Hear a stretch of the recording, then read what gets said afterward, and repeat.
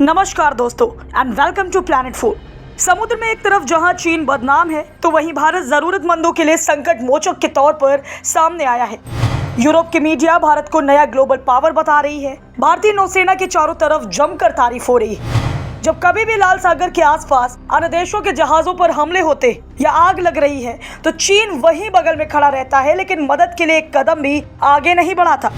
हाल के दिनों में कई सारी ऐसी घटनाएं हुई हैं जब मदद के लिए सिर्फ और सिर्फ भारत की नौसेना दूसरे देशों के काम आ रही है।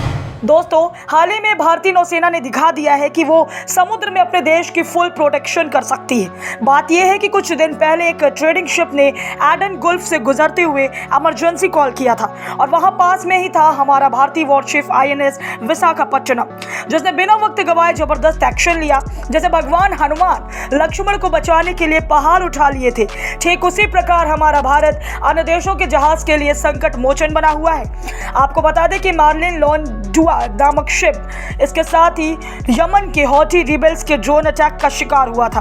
तो वहीं INS विशाखापट्टनम ने न सिर्फ उस शिप पर लगी आग बुझाई बल्कि पूरी हेल्प भी की उसके क्रू मेंबर्स की। आग लगे हुए जहाज के कैप्टन अभिलाष रावत ने भारतीय नौसेना को मदद के लिए धन्यवाद भी कहा है। रावत ने कहा है कि मैं इंडियन नेवी के वॉरशिप INS विशाखापट्टनम को धन्यवाद करना चाहता हूं। पूरी दुनिया को पता है कि हम पर एक मिसाइल से हमला किया गया था।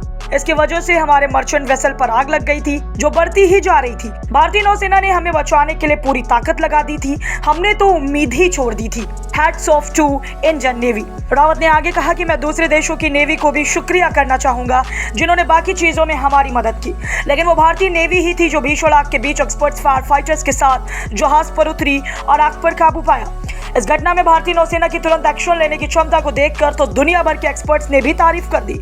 उनके हिसाब से ये तो एक नई सुपर पावर के उदय की तरह है। जो जगह ये घटना हुई थी वहां पास में ही जिबूती में चाइना का एक नौसैनिक बेस भी है, पर जब उस ट्रेडिंग शिप ने मदद के लिए कॉल किया तो चाइना ने कोई रिस्पॉन्स ही नहीं दिया। उस समय सिर्फ भारतीय नौसेना ने ही फटाफट एक्शन लिया और सीन में पहुंच गए। यूरोप के एक हिस्टोरियन और रिसर्चर मार्टिन सोरबर्न ने ट्विटर पर पोस्ट किया है कि इंडिया ने टेक ओवर कर लिया, एक नई सुपर पावर उदय हो रही है, अब चाइना की चापलूसी करना बंद करो। और भी ब्रिटिश जर्नलिस्ट मार्क अर्बन ने कहा है कि यह बड़ा आकर्षक है कि एडन गल्फ और रेड सी में जब क्राइसिस आया तो वहां चाइना नहीं बल्कि इंडिया खड़ा हुआ।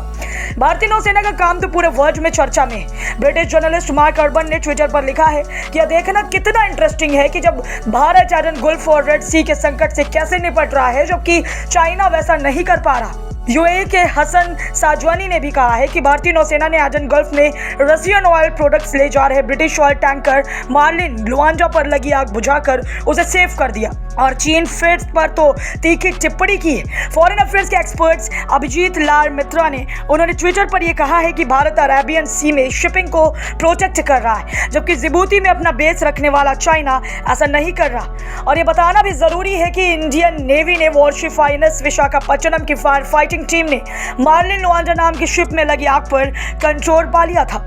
समुद्र में जहाजों पर हुती विद्रोहियों के हमले का असर भारत पर भी पड़ रहा है। हुतियों ने कई बार भारत आ रहे जहाजों या फिर भारतीय क्रू वाले जहाजों पर हमला किया है। इस बीच 15 जनवरी को भारत के विदेश मंत्री एस जयशंकर भी ईरान दौरे पर गए थे।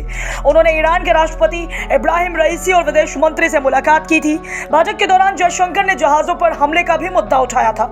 उन्होंने कहा था कि भारत के आसपास जहाजों पर हमले अंतर्राष्ट्रीय समुदाय के लिए एक गंभीर चिंता का विषय है। इसका भारत की ऊर्जा और आर्थिक हितों पर सीधा असर पड़ता है।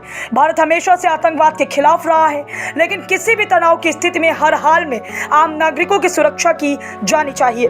इसके बाद न्यूज़ 18 के रिपोर्ट में यह बताया गया कि हुती विद्रोहियों के मिसाइल हमले के कारण भारतीय तिरंगे वाले जहाजों को कोई खतरा नहीं होगा।